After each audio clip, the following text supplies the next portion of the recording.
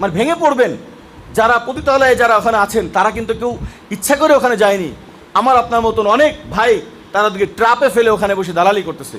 অনেকে আছে তারা এখন মনে করে নিয়েছে, তাদের মাথায় ঢোকাই দেওয়া হয়েছে যে আমাকে আর কেউ বিয়ে করবে না, আমাদের আর কেউ সম্মান দিবে না, আমার আর তওবা জায়গা নাই। এই নারীগুলো ওখানে চলে যাচ্ছে। আর এই পুরুষগুলো নিজের স্ত্রী তাকে বানাইতে পারতো। যদি বাংলার 50 লাখ মুসলমান যদি 2টা করে বিবাহ করত, বাংলার জমিনে একটা পতিতার খুঁজে পাওয়া যেত না। কিন্তু এনারা বলেন একাধিক বিয়ে করলে অশান্তি হবে, একাধিক বিবাহ করলে। ভাই, একাধিক বিবাহ করলে অশান্তি হবে কেন?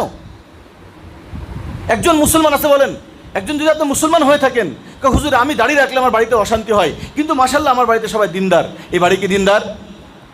ভাই, দাঁড়িয়ে আপনি রাখলেন, আপনার সুন্নাহ, আপনার বাড়িতে অশান্তি হবে কেন?